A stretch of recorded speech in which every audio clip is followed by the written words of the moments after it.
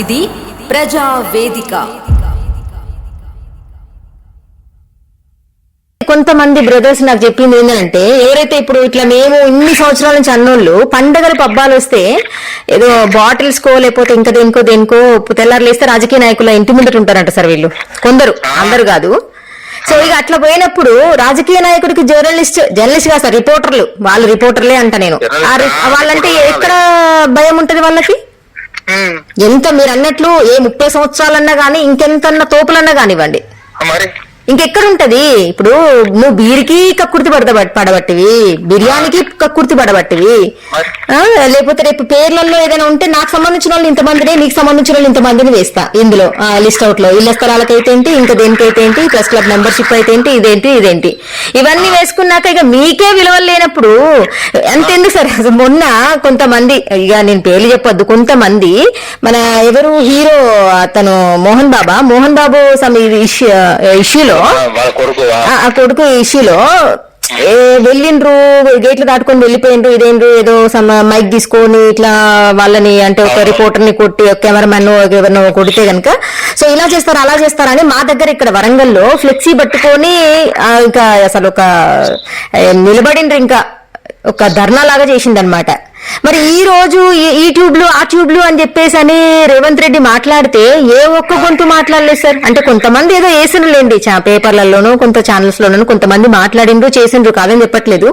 మరి ఇలా మోహన్ బాబు చేసినప్పుడు అప్పుడు ఒక ఫ్లెక్సీ కొట్టించి ఇట్లా అక్కడి నుంచి ఇక్కడ దాకా నిలబడిన జనాలు, అంటే జర్నలిస్ట్ అని చెప్పుకునేటువంటి జనాలు, మరి ఈ రోజు మోహన్ బాబు రాజకీయ నాయకుడు కాదు, మోహన్ బాబు రాష్ట్రానికి సీఎం కాదు, మోహన్ బాబు ఒక మంత్రి కాదు, ఓకే, ఆయన సినిమా సెలబ్రిటీ. ఓకే, ఆయన పట్టుకొని మేము మా జర్నలిస్ట్ లో అంతా మేము యూనిటీగా ఉన్నాం, మమ్మల్ని ఇట్లా అవమానిస్తారు అట్లా అవమానిస్తారు అని కొంచెం సినిమా ఎవరో వాడ చేపిస్తే అంతవరకు తప్ప.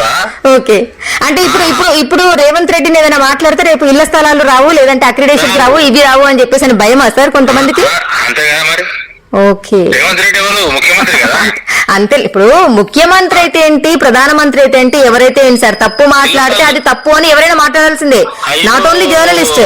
ఆయన అంటే మళ్ళీ అవుతాయి కాదు, అది మాత్రం వాస్తవం.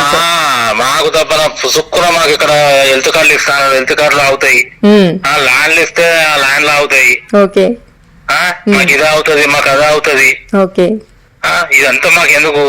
ఆయన ఏమన్నా తిట్టుకొని, నన్ను కాదు కదా తిట్టింది, నన్ను కాదు కదా, జర్నలిస్టులను. నేను జర్నలిస్టే కాదే, ఓకే, నేను 30,000 పెట్టుకుని అక్రిడేషన్ కార్డు కొనుకొచ్చుకున్నాను. ఏంటి సార్ మరి అది దారుణంగా తీస్తున్నారు వాళ్ళది? అంటే ఇప్పుడు రేవంత్ రెడ్డి అనేది ఎవరు? జర్నలిస్టులను మేడం, ఓకే, రిపోర్టర్లను కాదు. ఓకే, గమనించాలి ఇక్కడ. అంతే, అవునవును. రిపోర్టర్లకు ఎందుకు కోపం వస్తుంది? రాదు. వాళ్ళు మీరు అన్నట్లు కొనుక్కున్న వాళ్ళు ఎవరైతే అక్రిడేషన్ కొనుక్కున్న వాళ్ళు ఎవరైతే ఉన్నారో వాళ్ళ కోపం రాదు. జర్నలిస్టుల వాళ్ళకి డెఫినెట్ గా రావాలి, వస్తుంది కూడా. అవును, జర్నలిస్టులు అంటే ఎవరు? చదువుకున్న జర్నలిస్టులు, అవును, వాళ్ళకి రావాలి కోపం. రిపోర్టర్లకు ఎందుకు వస్తుంది? అవును, జర్నలిస్టులు అనేటోడు 10 మంది ఉంటారు, రిపోర్టర్లు అనేటోడు 90 మంది ఉన్నారు. అవును, మరి ఆ ఉపాధి పోతుంది కదా.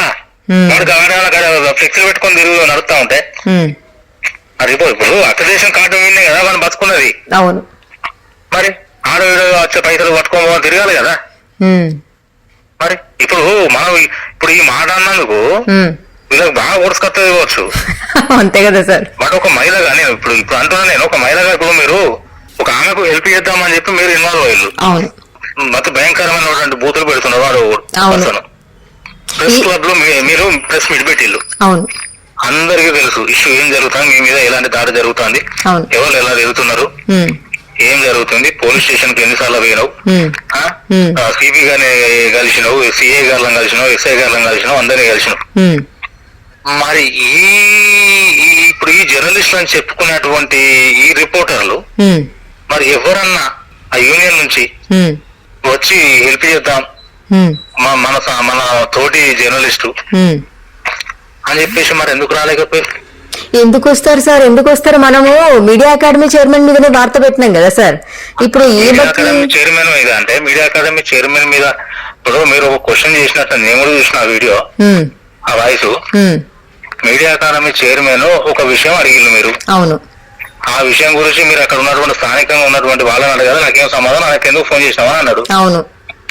మీడియా అకాడమీ చైర్మన్ అంటే అరే అమ్మా నేను అక్కడ ఉన్న వాళ్ళతో నేను మాట్లాడతా, నన్ను ఏదైనా ఉంటే తొందరలో సాల్వ్ చేస్తలే, అది పెద్దరికం అలా మాట్లాడితే. అలా చెప్పాలి. ఆయన పొజిషన్ అదే కదా. అలా ఇప్పుడు అక్కడ దాకా పోయింది సమస్య అన్నప్పుడు నువ్వు ఏం చేయాలి? ఇప్పుడు మనం ఉంటాం ఇక్కడ ఒక విషయం ఒక చిన్న ఏదో ఇష్యూ అవుతుంది, అవును, స్థానికంగా పోలీస్ స్టేషన్ కాడికి పోతాం, అవును, అక్కడ సమస్య తీరలే, మరి పైన ఉన్నటువంటి డిఎస్పీ దగ్గరకో ఏసీపీ దగ్గరకో పోతాం, అవును, ఆయన దగ్గర సమస్య తీరలే, పైన ఉన్నటువంటి సిపి దగ్గరికి కదా మనం పోయేది, అవును, ఆయన దగ్గర పోయినాక కూడా నువ్వు నా దగ్గరికి వచ్చినావు, నువ్వు ఉన్నటువంటి స్టేషన్ లో చూసుకో, అవును, అలాంటే అది నడవదు కదా. అక్కడ ఉన్నటువంటి సిబి అప్పటికప్పుడు యాక్షన్ తీసుకుంటారు కదా. అవును అవును డెఫినెట్లీ. ఏంటంటే మరి ఫలానా వ్యక్తి వచ్చి దగ్గర కంప్లైంట్ చేస్తే నువ్వు యాక్షన్ తీసుకోలేదట, ఏం చేస్తాను అది వెంటనే చూడు అని చెప్పి మాట్లాడతారు. అవును, మరి నీ బాధ్యత కూడా అంతే కదా. ఇక్కడ జరుగుతలేదని చెప్పేసి మీడియా అకాడమీ చైర్మన్ కి ఫోన్ చేస్తే ఆయన ఏం చేయాలి? సరే అమ్మా నేను మాట్లాడతలే, మరి అక్కడ ఎవరో నీకు అట్లా ఇబ్బంది పెట్టేది వాళ్ళ నెంబర్ లేకపోతే నెంబర్ ఇవ్వమ్మా, నెంబర్ ఉంటే నేను మాట్లాడతలే అమ్మా అని చెప్పి చెప్పాలి ఆయన. అవును, అవేం మాట్లాడలేదు. అలాంటివి లేకుండా నాకెందుకు ఫోన్ చేసినావు, అది నా సమస్య కాదు, నా దగ్గర నాకు అవసరం లేదు. నువ్వు అసలు జర్నలిజం చేసినావా? ఆర్గ్యుమెంట్ చెయ్యకు. ఇవేనా అడిగే క్వశ్చన్లు? తర్వాత మళ్ళీ ఇంకేదో ఛానల్లో చేస్తుంటే కొంతమంది వస్తున్నారు, క్రిమినల్ లాగా బిహేవ్ చేస్తున్నారు, వాళ్ళ మీద కేసులు పెడతాము డెఫినెట్లీ అన్నారు.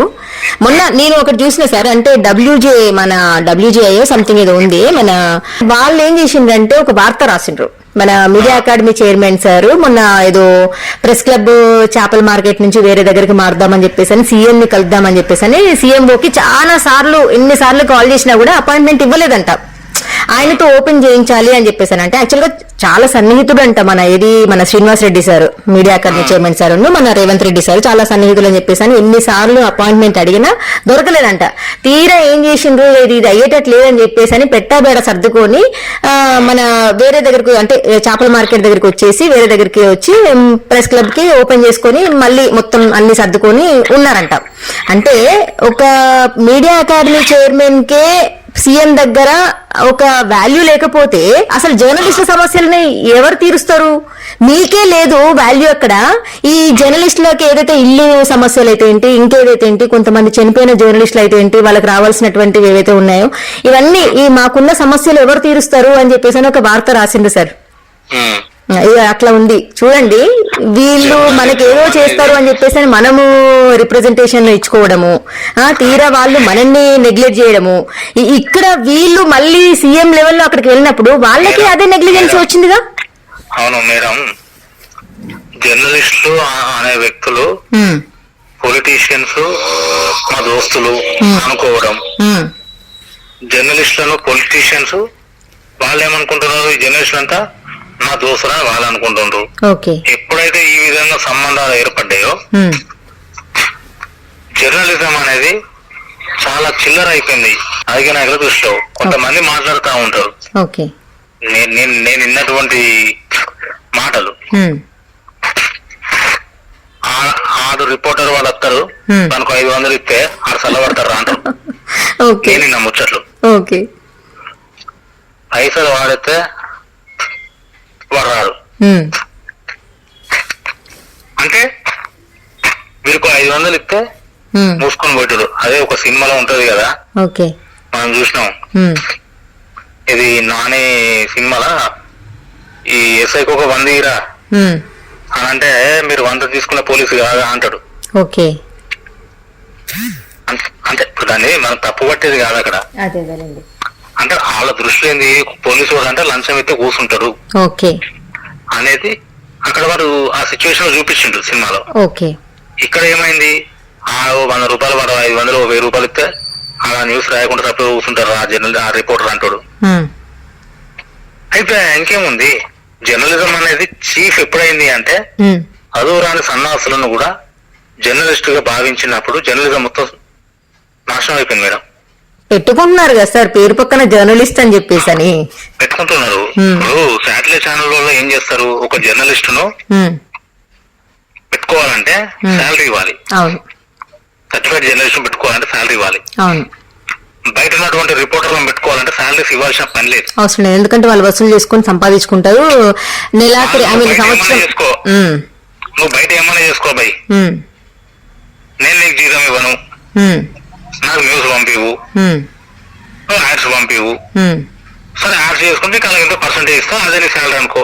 ఓకే, నువ్వు బయట ఎంత సంపాదించుకుంటావు ఏం చేస్తానో వాళ్ళకి సంబంధం లేదు పైన వాళ్ళకి. అవును అవును, అది వాళ్ళ ఇష్టం అది.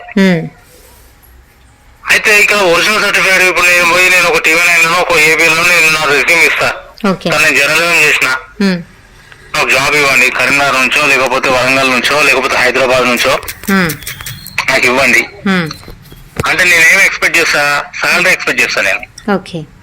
సరే నేను జర్నలిజం చేసిన సార్, నాకు ఒక 40,000 ఒక 50,000 ఇవ్వండి స్టార్టింగ్. నాకు 50,000 ఇచ్చి నేను పెట్టుకోవడం కంటే ఆడేవాళ్ళు తలకు మాసిన పెట్టుకుంటే వాడే నాకు 50,000 ఇస్తారు అనుకుంటా. అంతే కదా.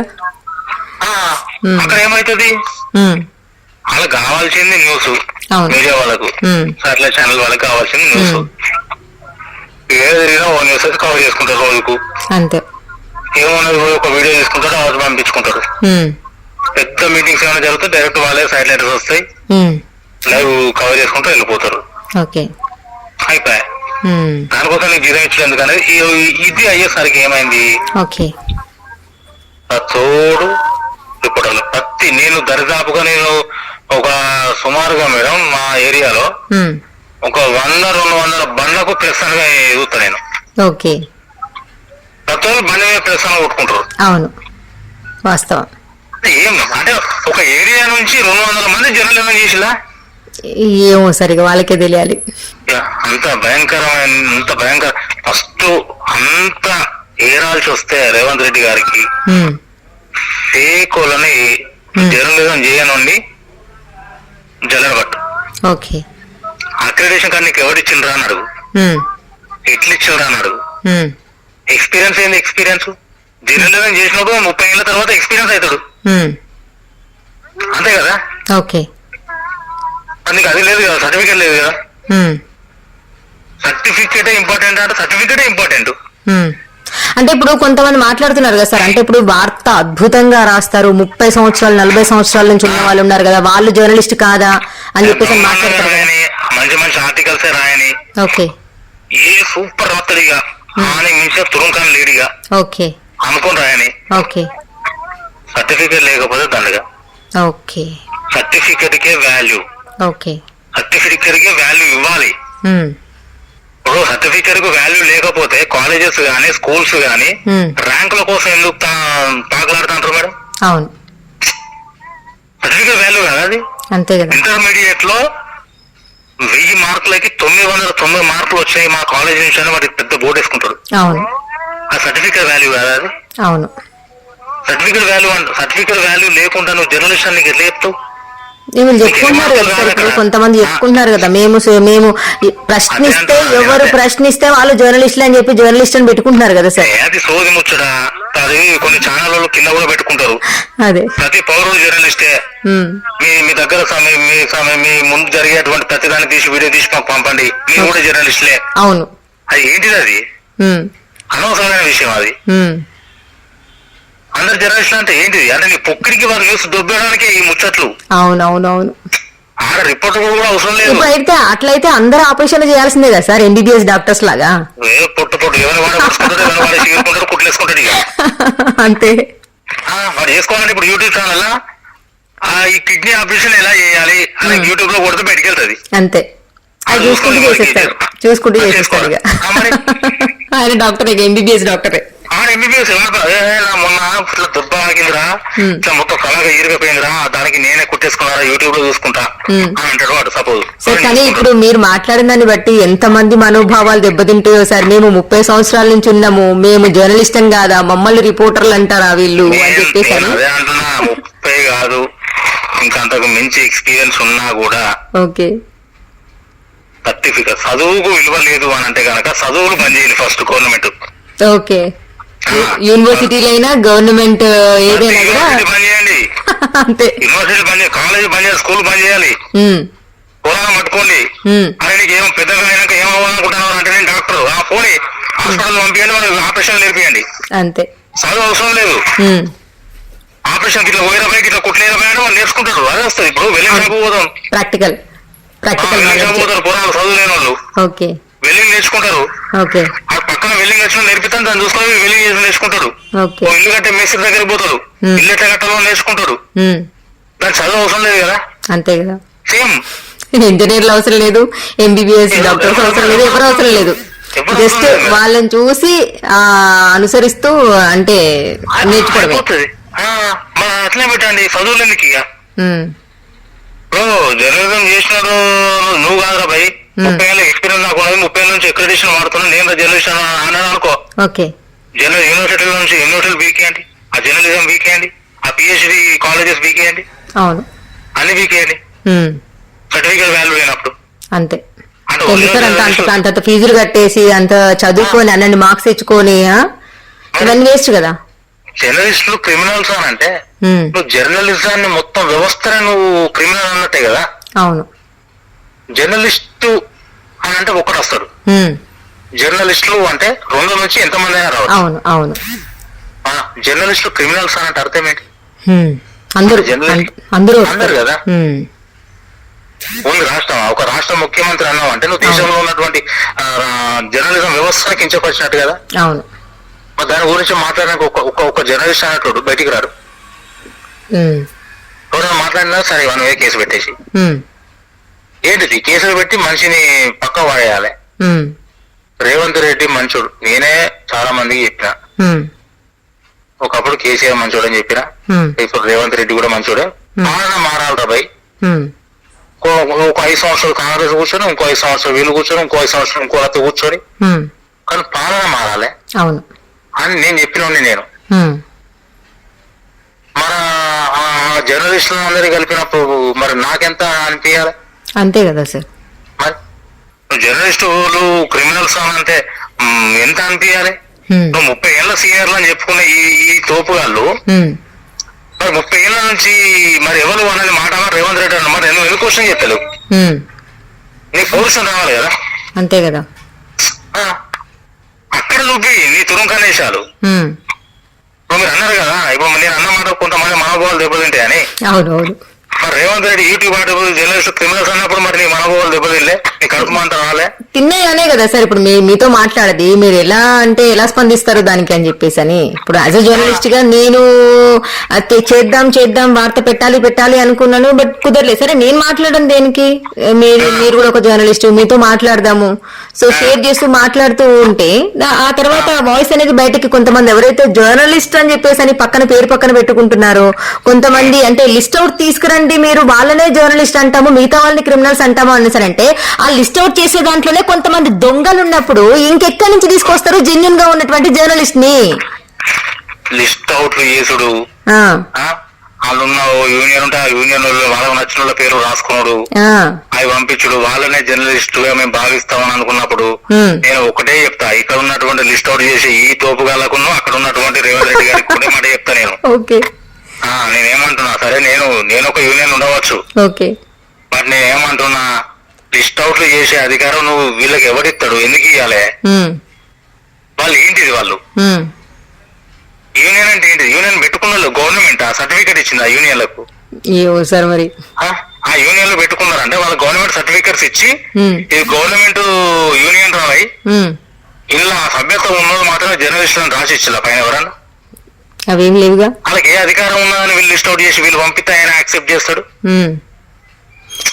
ఇవాళ రేవంత్ రెడ్డి ఉంటాడు, రేపు ఇంకో పర్సన్ ఉంటాడు. అంతే కదా. ఏది శాశ్వతం కాదు కదా సార్. లిస్ట్ అవుట్ చేసి పెట్టడం అదేంటిది అన్నట్టు మేడం. అది నీ చేతిలో అధికారం ఉంది, రేవంత్ రెడ్డి గారి చేతిలో అధికారం ఉంది. నువ్వేం చేయాలి? అరే భాయ్, యూనివర్సిటీలలో ఎంతమంది జర్నలిస్టులు ఉన్నారు, ఎంతమంది జర్నలిస్టులు బయటికి వెళ్ళిళ్ళు, ప్రస్తుతం జర్నలిజం దాంట్లో ఎంతమంది రన్నింగ్ లో ఉన్నారు అంటే ఎవరున్నారు? ఇప్పుడు జర్నలిస్ట్ కొంతమంది జర్నలిజం చేసిన వేరే జాబ్స్ చేసుకుంటారు. ప్రజెంట్ ఫీల్డ్ లో ఎవరు ఉన్నారు జర్నలిస్టులుగా? వాళ్ళు ఎంతమంది సర్టిఫైడ్, ఎంతమంది సర్టిఫికేట్ లేని వాళ్ళు ఉన్నారు? వాటికి జరగడం పట్టమనండి. అవన్నీ చేయరు సార్. వాళ్ళ లోపల కూడా ఎంటర్ అవ్వనివ్వరు. అది చేయండి. అక్రిడేషన్ కార్డులు ఎవరు దొంగతనంగా తీసుకుపోయిండు, వాళ్ళను క్రిమినల్ చేయి, వాళ్ళని అక్రిడేషన్ కార్డులు క్యాన్సిల్ చేయి. దొంగతనంగా పట్టుకపోయిన సీనియారిటీ ఉన్నది కాబట్టి పెద్ద పేపర్లు చేస్తున్నా, పెద్ద ఛానల్ చేస్తున్నా, నాకు అక్రిడేషన్ ఇస్తుంది, మనకెందుకు ఇస్తావు నువ్వు? అయ్యో సార్, ఇందులో కూడా అక్రిడేషన్ దాంట్లో కూడా ఎవరైనా అంటే మామూలుగా కొన్ని అన్ని పర్మిషన్స్ తీసుకొని వచ్చి అక్రిడేషన్ కి అప్లై చేసుకొని ఇవన్నీ చేసుకున్న తర్వాత ఇందులో అక్రిడేషన్ కమిటీ ఒకటి ఉంటుంది సార్. అంటే వాళ్ళు కూర్చొని మళ్ళీ వీళ్ళకి ఇవ్వాలా లేదా అని అందులో మళ్ళీ చూస్తారు. అందులో కొంతమంది మాట్లాడుకుంటారు, కొంతమంది జెన్యున్ గా ఉండొచ్చు మేబీ. ఇప్పుడు అందరినీ మనం తప్పు పట్టలేము, కొందరు ఉండొచ్చు. కొందరు మళ్ళీ వాళ్ళు ఏం చేస్తారంటే అమ్మో వీళ్ళకా వాళ్ళకా అని చెప్పేసి అని మళ్ళీ పుల్లలు పెట్టేసి వాళ్ళకి నచ్చని వాళ్ళు అయితే మళ్ళీ తీసి అవతలు పడేస్తారు సార్. మేడం నేను ఒకటే అంట, 20 ఏళ్ళు 30 ఏళ్ళు పత్రికా రంగంలో పనిచేసిన సరే వాళ్ళని పక్కన పెట్టండి. సరే వాళ్ళకి అక్రిడేషన్ అప్పటికెళ్ళి ఇస్తున్నారు. అప్పటికి జర్నలిజం అంటే మనకు తెలియదు, మనం జర్నలిస్ట్ అవుతామని కూడా తెలియదు మనకు. సరే వాళ్ళకి ఇచ్చిలో ఓకే, వాళ్ళ సీనియారిటీ అయిపోయింది. 30 ఏళ్ళ సీనియారిటీ అని అంటే ఆల్మోస్ట్ వాళ్ళు 60+ 70+ లో ఉంటారు కదా. సరే వాళ్ళ విషయం పక్కన పెట్టండి. ఇప్పుడు ఎవరైతే ఉన్నారో మరి వీళ్ళని జల్లడ పట్టండి. క్రిమినల్స్ అనొద్దు, క్రిమినల్స్ అనొద్దు. అక్రిడేషన్ కార్డు ఎవరికి ఎలిజిబుల్, ఎవరికి ఇస్తున్నారు? అక్రిడేషన్ అంటే ఏంటిది? అది కూడా ఒక చాలా విలువైందే కదా. అక్రిడేషన్ చాలా విలువైంది. జర్నలిజం సర్టిఫికెట్, జర్నలిజం మనం చదివినాం, మనకు అక్రిడేషన్ ఇవ్వాలి. లేకపోతే జర్నలిస్ట్ ఇండిపెండెంట్ జర్నలిస్ట్ పోయినా కూడా అక్రిడేషన్ తో పని లేదు. ఇప్పుడు నేను ఇండిపెండెంట్ గా పోయినా కూడా నాకు అక్రిడేషన్ తో సంబంధం లేదు. నేను ఇండిపెండెంట్ గా కూడా నేను జర్నలిస్ట్ అని పెట్టుకుంటా పేరు. అది నేను చదివినా కాబట్టి నా హక్కు. సరే అక్రిడేషన్ ఉన్నప్పటికైనా కూడా జర్నలిస్ట్ అని పెట్టుకోవద్దు. జర్నలిస్ట్ అని ఏ రకంగా నువ్వు యాక్సెప్ట్ చేస్తుంది గవర్నమెంట్? నేను అదంటున్నా, ఇప్పుడు డాక్టర్ అని ఆర్ఎంపీ పెట్టుకుంటారు, ఆ డాక్టర్ అనే పేరు ఆర్ఎంపీలు పెట్టుకోవద్దని గవర్నమెంట్ ఇచ్చింది. వాళ్ళు జస్ట్ ఫస్ట్ ఎయిడ్ చేయడానికి మాత్రమే వాళ్ళు డాక్టర్ని తీసేయాలి. డాక్టర్ పెట్టుకున్న అర్హులు ఎవరు? ఒరిజినల్ మెడిసిన్ చేసిన వ్యక్తులు వాళ్ళు పెట్టుకోవాలి. మరి ఇప్పుడు జర్నలిస్ట్ అని ఎవరు పెట్టుకోవాలి? జర్నలిజం చేసిన వాళ్ళే పెట్టుకోవాలి. అక్రిడేషన్ ఉన్నది, నాకు 30 ఏళ్ళ సీనియర్, నేను జర్నలిస్ట్ ను, హక్కు లేదు వాళ్ళకు. వీళ్ళనేరు వీళ్ళని అజ్జయ్. సార్ వాళ్ళకి నిజంగా ఎన్ని రాచ మర్యాదలు ఉంటాయి వాళ్ళకి. ఏ పోలీస్ స్టేషన్ కి వెళ్ళినా, ఏ పొలిటీషియన్ దగ్గరికి వెళ్ళినా, లేదంటే అడ్వకేట్స్ దగ్గరికి వెళ్ళినా ఇంకా వాళ్ళు తోపులు సార్. ఎందుకంటే వార్త రాయడంలో సో కాల్డ్ పేపర్స్ అయితే ఏంటి, సో కాల్డ్ మీడియా ఛానల్స్ అయితే ఏంటి, ఇక వాళ్ళని వీర లెవెల్లో సార్ అయ్యో రండి సార్ అని చెప్పేసి అని. నిజంగా కొంతమందికి తెలియదు మనం జర్నలిస్ట్ అని వాళ్ళకి తెలియదు. మనల్ని ఎట్లా చూస్తారంటే ఏంది ఏం ఛానల్, ఎంతమంది ఉన్నారు సబ్స్క్రైబర్స్, ఇదే. అదే మేడం, ఈ వ్యక్తులు ఎవరైతే ఉన్నారో ఈ రిపోర్టర్లు పొద్దుగా లేచే కాంచి రాత్రి వరకు సిఐఎస్ఐ గారు వాళ్ళ ఇంట్లోకి వెళ్ళిపోయేదాకా ఈ పోలీస్ స్టేషన్ల పొంట, ఎంఆర్ఓ ఆఫీసుల పొంట, ఎంపీడీఓ ఆఫీసుల పొంట, మున్సిపాలిటీలు, గ్రామ పంచాయతీలు, ఇంకా వాళ్ళ పనులు. వీళ్ళు ఏం పనులు? ఇప్పుడు కార్డు ఆడి పోతారు, సార్ నేను జర్నలిస్ట్ అంటాడు, రిపోర్టర్ అంటాడు, ఏదో అంటాడు. ఓకే రండి అన్నా, లేకపోతే రండి సార్ అని కూర్చోబెట్టుకుంటారు. మనోడే మనకి పనిచేసి సెటిల్మెంట్స్. నేనే సార్ పోలీస్ స్టేషన్ కి వెళ్ళినప్పుడు దాదాపుగా ఎంతమంది అంటే అటు పొలిటీషియన్ తరపున అయితే ఏంటి, ఇటు జర్నలిస్టులు అయితే ఏంటి, సెటిల్మెంట్స్ కే సార్. ఇగో సో మా ఓడు ఇలా యాక్సిడెంట్ చేశాడు, సో మా ఓళ్ళు ఇలా చేశారు అలా చేశారు అని అక్కడికి వెళ్ళి సెటిల్మెంట్లే సార్ మాట్లాడుకొని, ఇంకో మా ఓడే అనుకుంటూ మరి ఏం మాట్లాడుతున్నారో లోపల ఏం చేస్తున్నారో నాకే తెలియదు. కానీ ఇలాంటి చేసుకున్నంత వరకు రేవంత్ రెడ్డి గారికైనా, కేసీఆర్ గారికైనా, ఇంకోరికైనా ఎలాంటి ప్రాబ్లం లేదు జర్నలిస్టులతో. ఇలాంటి పనులు చేసుకుంటారు. వాడు గుద్దినాడు పోలీస్ స్టేషన్ కో, వీడు కొట్టినాడు పోలీస్ స్టేషన్ కో, ఆడుగో వీడుగో ఇది చేసుకో, అప్పుడు ఏం జోలికి రారు. ఎందుకంటే ఇటువంటి వ్యక్తులు అలాంటి వ్యక్తుల మీద ఎలాంటి న్యూస్ రాయలేరు. జర్నలిస్ట్ అన్నట్టు కంపల్సరీ రాస్తాడు. ఇప్పుడు మన ఛానల్ సపోజ్ ఇప్పుడు మీరు యూట్యూబ్ ఛానల్ పెట్టారు, అవును యూట్యూబ్ ఛానల్లో రేవంత్ రెడ్డి ఇలా మాట్లాడిండు, రేవంత్ రెడ్డి ఈ స్కీమ్ లో రిలీజ్ చేసిండు, రేవంత్ రెడ్డి గారు ఈ రోజు అసెంబ్లీలో ఈ రోజు కాంగ్రెస్ గవర్నమెంట్ బడ్జెట్ ప్రవేశపెట్టింది, అవును ఇలాంటి పెడతారు.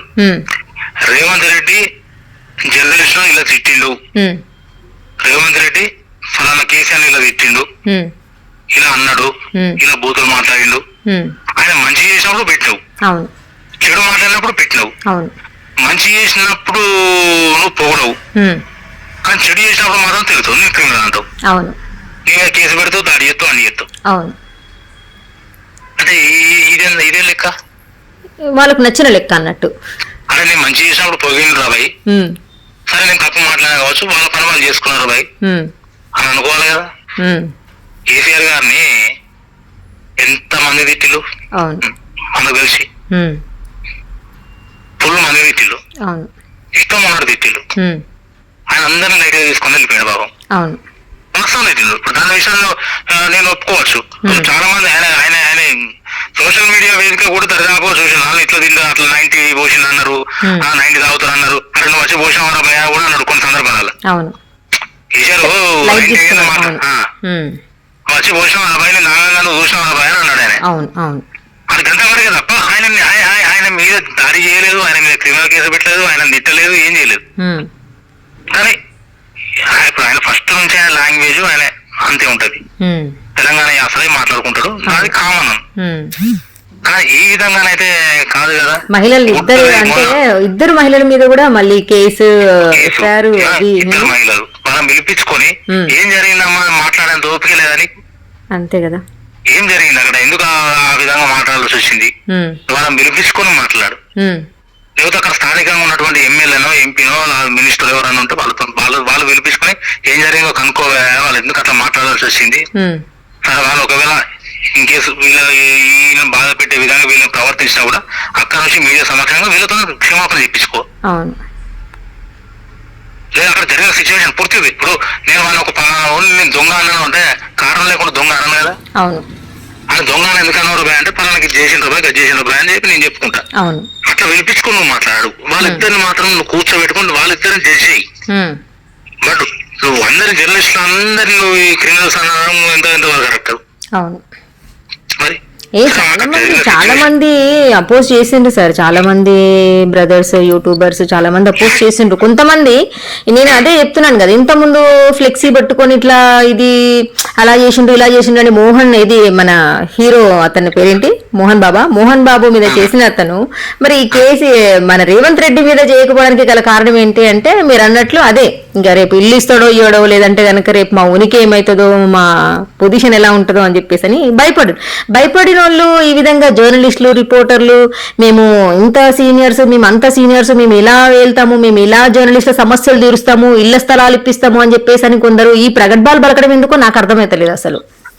ఇప్పుడు ఈ కాంగ్రెస్ వాళ్ళకు లేవా మేడం కొన్ని వందల అకౌంట్లు ఉన్నాయి సోషల్ మీడియా, కొన్ని వందల ఫేక్ అకౌంట్లు కూడా ఉన్నాయి. ఇప్పుడు ఎంతమంది బయటపడతారు బీజేపీ వాళ్ళ ఫేక్ అకౌంట్లు, కాంగ్రెస్ వాళ్ళే టీఆర్ఎస్ వాళ్ళే అని వీలే అని వాళ్ళ టీడీపీ వాళ్ళే అని అందరి. సరే ఫేక్ అకౌంట్ చాలా సోషల్ మీడియా వేదిక అనేది వాడుకుంటున్నారు కదా ప్రతి ఒక్కరు. సోషల్ మీడియా వేదిక అన్నప్పుడు నువ్వు నీకెంత ఉపయోగపడుతుంది అవన్నీ నువ్వు ఎందుకు అది చేసుకుంటలేవు? ఈ ట్యూబ్ అనేటివే కదా నువ్వు పెట్టుకొని నువ్వు గెలిచింది. ఈ ట్యూబ్ అనే వాటికే కదా ఒక వింగులను ఏర్పాటు చేసుకుని వాటికి కన్వీనర్లను అధ్యక్షులను కార్యదర్శులను పెట్టుకున్నది. ఇవన్నీ తెలియదా? మరి వాళ్ళకి ఏ ట్యూబ్ లో పెట్టుకున్నారా? వాళ్ళు ఏ జనరేషన్ అయ్యి వాళ్ళు ఆ జనరేషన్ వాళ్ళకి అప్పయిపోయినావా? సోషల్ మీడియా ఇంకా అప్పయిపోయి ఉన్నది దాన్ని కమిటీ చేసుకున్నావు. మరి వాళ్ళు ఏంటిది జర్నలిస్టులా? నీకు ఆ ట్యూబ్ అయితే వాడుకున్నావు కదా. మరి మీరు జర్నలిస్టులు ఒరిజినల్ జర్నలిస్టులు ఒక మీడియా యూట్యూబ్ ఛానల్ ఒక మీడియాగా పెట్టుకొని ప్రజలకు కొన్ని విషయాలు బయట చెప్తున్నారు అంతే, ప్రశ్నిస్తున్నారు. మీడియా వేదిక ప్రశ్నిస్తారు అనుకున్నాం. ఆ విధంగా మాట్లాడడం కరెక్ట్ కాదు. నువ్వు ఒక ప్రజాప్రతినిధి, ఒక రాష్ట్ర ముఖ్యమంత్రి. కేసీఆర్ ఇష్టం ఉన్నట్టు బూతులు మాట్లాడుతుండు, కేసీఆర్ ఇట్లా చేస్తాను అట్లా చేస్తాను 100 మాట్లాడినావు నువ్వు. మరి అలాంటిది మరి నువ్వే ఈ రోజున ఈ విధంగా మాట్లాడినావు. ఉమ్. ఈ అంటే జర్నలిస్టులకు విలువ ఇచ్చినట్ట, జర్నలిస్టుల విలువ తీసినట్ట? ఎక్కడ క్రిమినల్స్ అని ఎవరిని అంటారు? ఉమ్. ఎవరు క్రిమినల్స్ అన్నది? నీ మీద దాడి చేసిన క్రిమినల్ అని, ఉమ్. నీ మీద దాడి చేసిన క్రిమినల్ అని నీవు కాకుండా ప్రజలందరూ క్రిమినల్ అంటే ఆయన అర్థదా? ఉమ్. అంతే కదా. అవును సార్. కేసీఆర్ గారు నీ మీద దాడి చేసినప్పుడు కేసీఆర్ ను క్రిమినల్ అంటావు, ఉమ్. కానీ టీఆర్ఎస్ అంతా క్రిమినల్స్ అన్నావు అనద్దు కదా. అంతే కదా. ఎవరు తప్పు చేస్తారో వాళ్ళని మాట్లాడడం తప్పు లేదు, కానీ అందరినీ పట్టుకొని మాట్లాడడం ఇది అదొకటి. ఈ సోషల్ మీడియా రూపకంగా ఉన్నటువంటి జర్నలిస్టులను కించపరచడం కానీ ఈ విధంగా మాట్లాడడం అనేది సో నిజంగానే అంటే ఫేక్ థంబ్నెయిల్స్ పెట్టి నిజంగానే తప్పుడు సమాచారాన్ని అంతా కూడా ఇది వార్త అని చెప్పేసి అని అడదిడ్డమైన అన్ని వార్తలు పెట్టే వాళ్ళు కొంతమంది ఎవరైతే ఉన్నారో వాళ్ళ మీద మీరు అన్నట్లు యాక్షన్ తీసుకోమని చెప్పండి. వాళ్ళ మీద యాక్షన్ తీసుకో, వాళ్ళ మీద తీసుకో, ఓకే. కానీ ప్రతి ఒక్కరిని మాత్రం నువ్వు ప్రతి జర్నలిస్టు క్రిమినల్ అని నువ్వు మాట్లాడాల్సిందే కరెక్ట్ పద్ధతే కాదు. అవును. ప్లస్ ఇంకొకటి, యూనియన్లకు లిస్ట్ అవుట్ చేసి నాకు పంపించండి అనడం అనేది అది చాలా పొరపాటు, అది చాలా తప్పది. వాళ్ళకు నువ్వెట్లా పర్మిషన్ ఇస్తావు? వీడియో ఈ యూనియన్ లో ఉన్న లీడర్లు ఎవరు? వీళ్ళు ఏంటి రాజ్యాంగం వీళ్ళకి హక్కు ఇచ్చిందా వీళ్ళ లిస్ట్ అవుట్ చేసి పంపించమని? అదే ఒక చదువు రానోడు ఒక చదువుకున్న లిస్ట్ అవుట్ చేసి పంపించడా? జర్నలిజం చేయడు, జర్నలిజం చేసిన వ్యక్తులను ఈయన జర్నలిస్ట్ కాదా లిస్ట్ అవుట్ చేసి పంపిస్తారా? ఇక అంతే కదా సార్. ఇప్పుడు మొన్న నేను 2 సార్లు అప్లై చేసుకున్నా, అసలు నా లిస్ట్ లో పేరే లేదు ఇళ్ల స్థలాల గురించి. ఇంకొక సార్ ఫోన్ చేస్తారు, అదేంటి అంతమంది 800 మంది అప్లికేషన్స్ ఉన్నాయి, నీ ఒక్కదాందే లేదా అనేసి అన్నారు. అది ఎవిడెన్స్ తో సహా వాయిస్ ని పంపించిన తర్వాత వాయిస్ లేదు అక్కడి నుంచి. మరి వీళ్ళేం పెద్ద మనుషులు అన్నట్టుగా. అంటే మీరు చదువుకున్నారు కదా, తెలుగు ఉండేది, చదువుకున్నానికి తెలుగు ఉండేది, చదువుకోవడానికే తెలుగు ఉంటది. ఓకే, వాడే గొప్ప. ఓకే, వాళ్ళ దృష్టిలో ఎవరి దృష్టిలోనైనా. ఓకే, ఇప్పుడు రాష్ట్ర ముఖ్యమంత్రి కూడా అదే అన్నాడు కదా. ఆయన అన్నమాట ఏంటిది? మీరే లిస్ట్ అవుట్ చేసి పంపించండి, లిస్ట్ అవుట్ చేసి పంపిస్తే అందులో ఉన్న వాళ్ళని మేము జర్నలిస్టులు అంటాం, మిగతా వాళ్ళని క్రిమినల్స్ అంటాం. సో ఇప్పుడు మాకు నేను అందులో లిస్ట్ అవుట్ లో లేను కాబట్టి నేను క్రిమినల్నే కదా మరి. అదే కదా మరి. జర్నలిజం చేసి నువ్వు క్రిమినల్ అయినావు, జర్నలిజం చేయకుండా కేవలం కార్డ్స్ కొనుకొచ్చుకుంటే నువ్వు మంచిదాని. అవును, వాళ్ళకు నచ్చినట్టు వార్తలు రాసుకుంటా, వాళ్ళని పోరుకుంటా, మా యూనియన్ మా అధ్యక్షుడు మస్తు గొప్ప, చాలా గ్రేట్, మా అన్న ఆయన అంటే నేను అంటే ఓ అంటే ఓ అని అనాలి అంతే. వీటికైతే వీటికైతే మాత్రం లిస్ట్ అవుట్ చేసుకుంటారు. అవును అవును, ఇది కాదు. దమ్ముంటే చేయాలనుకుంటే సర్టిఫైడ్ జర్నలిస్ట్ బయటికి తీయండి. సర్టిఫైడ్ జర్నలిస్టులుగా అక్రిడేషన్స్ ఇవ్వండి ఫస్ట్. సర్టిఫైడ్ జర్నలిస్ట్ ఇండిపెండెంట్ అదంతా జరిగే విషయమేనా అంటారా సార్? వాళ్ళు అసలు జరగనివ్వండి, జరగనివ్వకపోని చేయాలనుకుంటే చేయండి. ఇండిపెండెంట్ జర్నలిస్టులు అన్నట్టు వాళ్ళు ఎవరైనా ఉన్నా కూడా సర్టిఫైడ్ అక్రిడేషన్ ఇవ్వండి. మొన్న ఇది గవర్నమెంట్ ఏర్పడిన తర్వాత ఇది మన కోదండరామ్ సారు ఎమ్మెల్సీ అయినాక ఆయన ఒక మాట మాట్లాడిండు, అది న్యూస్ కూడా వచ్చింది. అక్రిడేషన్ లేని వాళ్ళకు కూడా మేము అదేంటిది ఈ మెడికల్ హెల్త్ కార్డు వచ్చేలా మేము చూస్తామని చెప్పి మాట్లాడిండు. అక్రిడేషన్ లేని వాళ్ళకు అంటే కోదండరామ్ సారు ప్రొఫెసర్, జర్నలిజం అంటే ఏంటిదో తనకు తెలుసు, జర్నలిస్టులు ఎవరు అనేది కూడా తనకు తెలుసు. ఇదే కోదండరామ్ సార్ అయినా కూడా అక్రిడేషన్ లేని వాళ్ళకు హెల్త్ కార్డులు విషయం కాదు అక్కడ. సరే అది మంచి పనే కావచ్చు, బట్ జర్నలిజం చేసిన వాళ్ళకి ఇవ్వాలి. అర్థమైంది కదా. అక్రిడేషన్ మనకు నువ్వు కొంతమంది ఇండిపెండెంట్ జర్నలిస్టులకు అక్రిడేషన్ కార్డు లేని వాళ్ళు ఉన్నారు, వాళ్ళకు నువ్వు మెడికల్ కార్డు హెల్త్ కార్డు ఇవ్వడం ఓకే బెటరే. బట్ వీళ్ళను ఐడెంటిఫై చేసి వీళ్లకు సరైనటువంటి భూములు ఇవ్వండి. ఒక సంస్థలో పనిచేస్తేనే ఇస్తామని లింకులు పెట్టద్దు. సర్టిఫికేట్ ఉందా, సర్టిఫికేట్ తోనే అప్లై చేయండి. ఒక జాబ్ అప్లై చేస్తారు మేడం, మన సర్టిఫికేట్ మొత్తం మనం ఆన్లైన్ లో పెట్టుకుంటాం మనం. అవును. సర్టిఫికేట్ లేకుంటే డైరెక్ట్ నేను జాబ్ అప్లై చేస్తానంటే జాబ్ ఇస్తాను వాడు? ఇవ్వరు. ఎందుకు ఇస్తారు?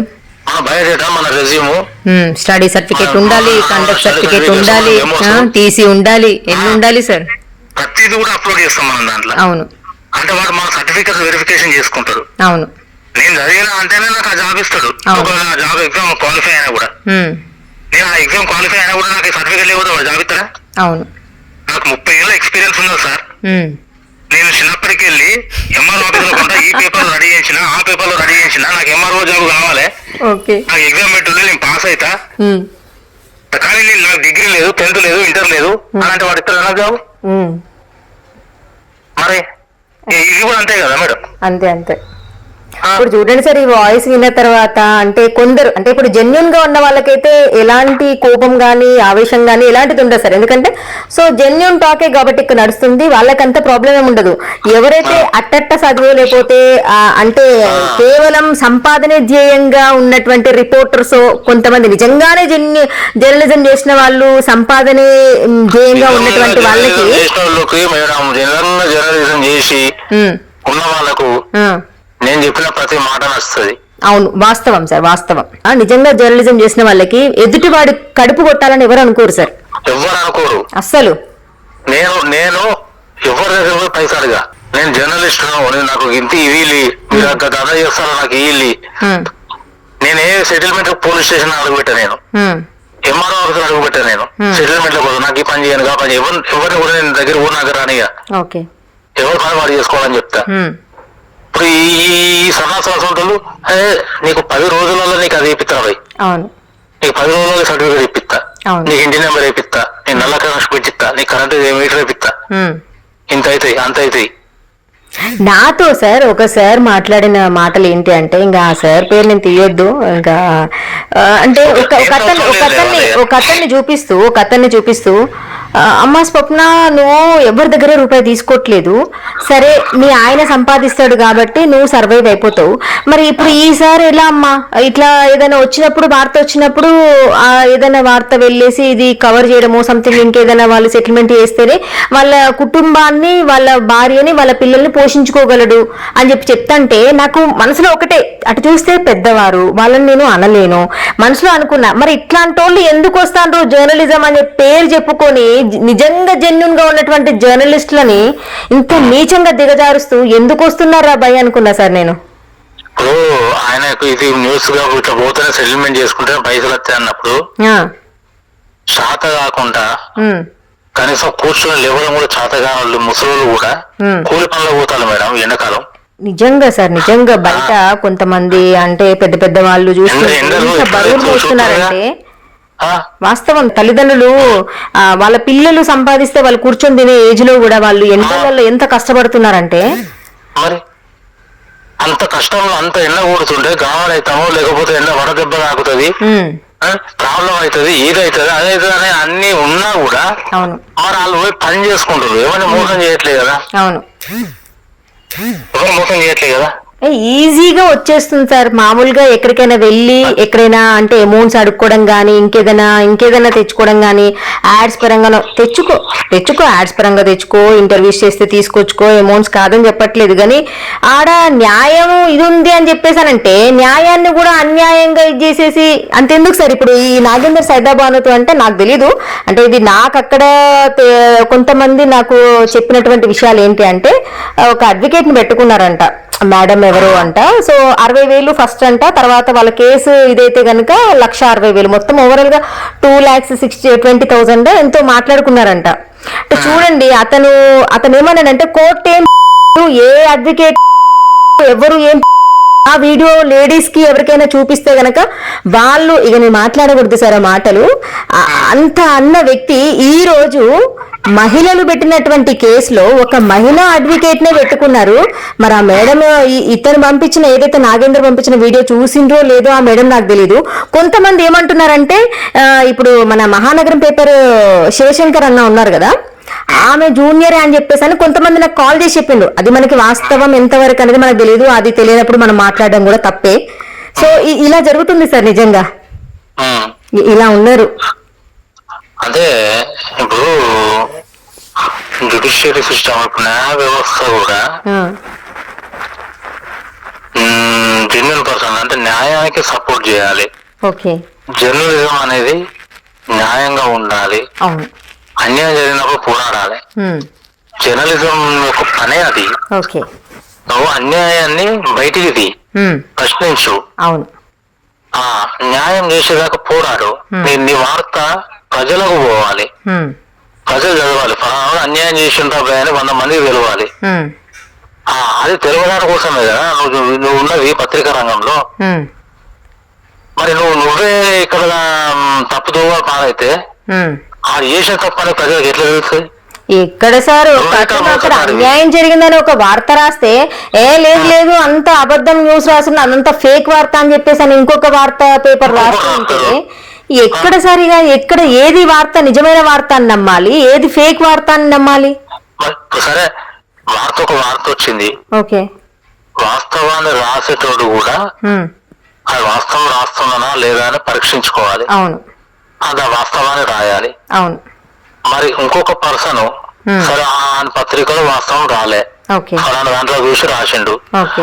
అవతల వ్యక్తి ఈ ఇంకో పేపర్ ను పిలిపించుకోడు, ఇది ఫేక్ అనే వార్త రాయబోయి నీకు ఇంత ఇస్తా నీకు అంత ఇస్తా అని మాట్లాడితే అందులో ఫలానా దాంట్లో వచ్చిందంత ఫేక్, ఆ వ్యక్తి ఫలానా క్యాండిడేట్ అంటే పడదు కాబట్టి ఈ విధంగా రాసిండు, ఆయన చాలా సమాజ సేవకుడు, చాలా గొప్ప వ్యక్తి అని చెప్పేసి ఈయనే ఈ పేపర్ రాసుకున్నాడు అనుకున్నాం. ఇక మరి సాటి జర్నలిస్ట్ నువ్వు అవమానపరచలేగా నువ్వు న్యూస్ రాసుకున్నావు. ఇంకెక్కడ ఉంది మరి జర్నలిజం అనేది? మన దాంట్లో మన వ్యక్తులు అనేటోళ్ళే అన్యాయం చేసుకుంటూ కూర్చున్నాక పొలిటీషియన్ రేవంత్ రెడ్డి అయితే, కేసీఆర్ అయితే, ఇంకోరైతుంది. ఎందుకు మాట్లాడరు? డెఫినెట్ మాట్లాడతారు. అట్లా మాట్లాడతారు కదా. మన విలువల్ని మనమే దిగదార్చుకుంటున్నాం. ఇప్పుడు జర్నలిస్టులను తిడితే ఇదే ఇంకో జర్నలిస్టు రేవంత్ రెడ్డి ఏం తప్పు మాట్లాడలేదని ఇంకో పేపర్ ప్రింట్ ఎత్తాడు. అవును. ఒకడు తప్పు మాట్లాడేదని ఇంకోటి ఎత్తాడు. అవును. మరి ఇద్దరు జర్నలిస్టులే కదా. అవును. మరి అంటే ఒకరేమో రేవంత్ రెడ్డి తరపున నుంచి జర్నలిజం, ఇంకొకరేమో జస్ట్ నార్మల్ గా ఉన్నట్టుగా వాస్తవాలు రాసేటువంటి జర్నలిజం. అవును. మరి నువ్వే తప్పుదారి చేసిన తర్వాత పొలిటీషియన్స్ కు ధైర్యం ఉండదా? అవును. ఒక జర్నలిస్ట్ అనేటోడు ఒక సరైన వార్త రాసిందంటే గవర్నమెంట్ షేక్ కావాలి. అవును. ఒక పేపర్ లో ఒక పత్రికలో ఒక న్యూస్ వచ్చింది అని అంటే గవర్నమెంట్ పడిపోవాలి. అవును. మరి తప్పు చేసింది అనుకున్నప్పుడు. అవును. న్యాయం వైపు నిలబడే గలం గంగా ప్రవాహం. For latest updates subscribe to Zee News. ఇది ప్రజా వేదిక.